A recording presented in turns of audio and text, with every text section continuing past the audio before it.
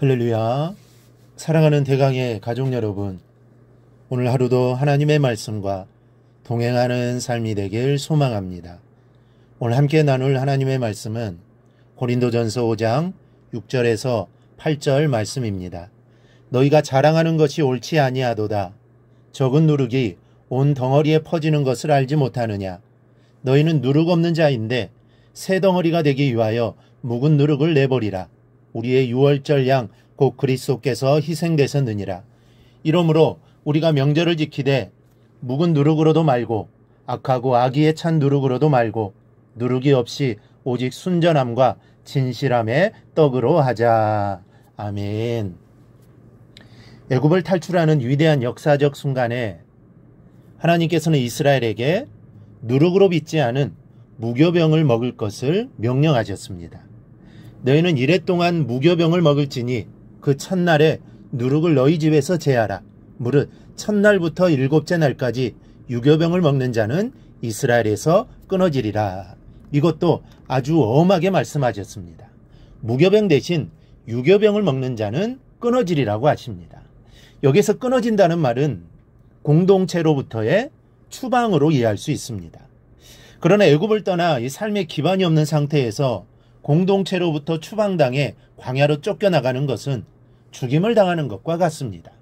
더욱이 하나님의 백성으로부터 떨어져 나가는 것은 영적인 의미에서도 죽임을 당하는 것과 다를 바가 없는 것입니다. 그만큼 하나님은 유교병을 먹는 것을 금하신 것이죠. 무교병은 맛이 없습니다. 이 누룩이 들어가지 않아서 발효가 되지 않은 반죽으로 구운 것이 이 무교병입니다. 발효를 시키지 않은 반죽으로 빵을 만들면 아무리 소금으로 가느라고 설탕으로 달게 해도 먹을 수가 없습니다. 이 따뜻할 때는 그런 대로 먹기가 괜찮지만 식은 다음에는 뻣뻣해서 먹을 수가 없습니다. 그런데 의문이 드는 것은 왜 하나님께서는 애굽을 탈출하는 이스라엘에게 누룩 없는 빵인 무교병을 먹도록 하신 것인가 하는 점입니다. 광야로 나가는 것 자체가 고난이라면 광야로 나가기 직전에 마지막으로라도 맛있는 빵으로 먹이시는 것이 여러분 더 좋지 않겠습니까? 그런데 그 이유는 누룩이 갖고 있는 속성이 재의 속성과 너무나 같기 때문입니다.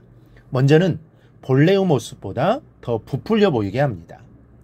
밀가루 반죽에 누룩을 넣어 뚜껑을 덮어 놓으면 어느 정도 시간이 지나면 반죽이 부풀기 시작하는데 뚜껑을 들고 일어날 정도로 부풀어 오릅니다. 음식으로서는 그만큼 부드러워져서 먹기 좋지만 사실은 그 부풀어 오른 모습은 본래의 모습과는 다른 거짓된 모습입니다. 이처럼 누룩은 부풀려 보이게 하는 역할을 합니다. 이 본래의 모습보다 더 크게 보이게 합니다. 그러나 부풀림은 거짓이요, 거짓은 죄악입니다.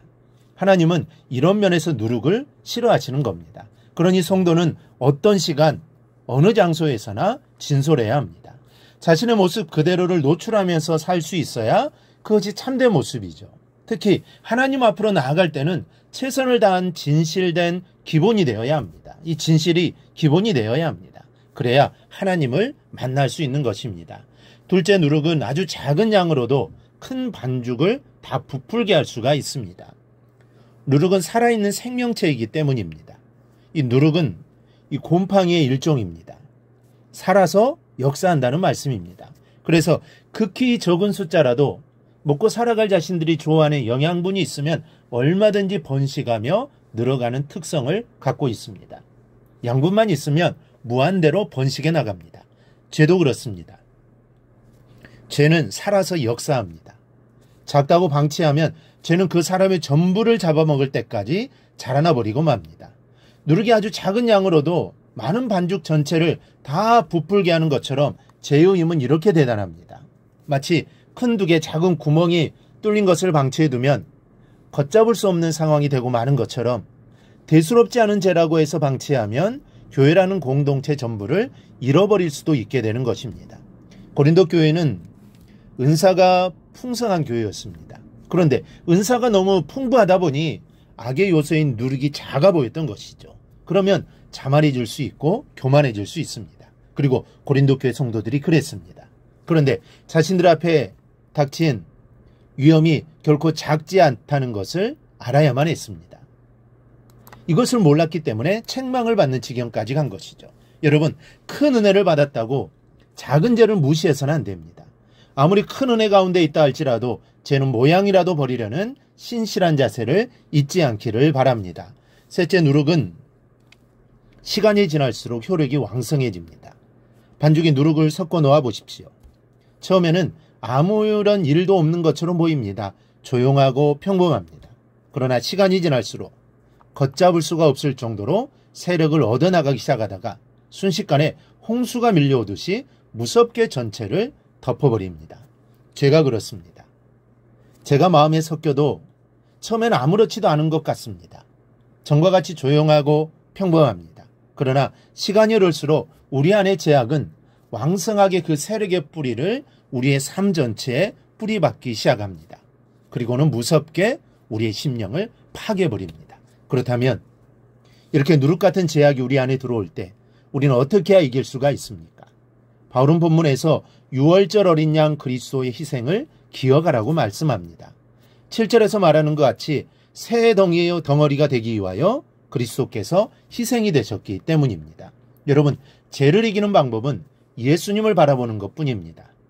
모세가 광야에서 뱀을 들 때 그 놋뱀을 바라보는 자가 다 살았습니다. 이것은 예수 그리스도를 예표합니다. 바로 예수님께서 우리를 위하여 희생이 되셨으니 죄악이 우리를 침몰시키려 할 때마다 오직 예수님을 바라봐야 합니다. 예수님만을 바라보면 죄악을 이길 수 있습니다. 주님이 능력을 주시기 때문입니다. 이 사실을 절대로 잊지 말고 오늘 하루도 죄악을 이길 수 있는 힘과 능력을 주옵소서. 기도하는 우리 성도들이 되어서 죄악을 이기고 승리하는 삶을 꼭 살아가기를 주님의 이름으로 축원합니다. 오늘 묵상한 말씀을 굳게 잡고 삶으로 실천하며 살아내는 대강의 모든 성도들이 되기를 축복합니다.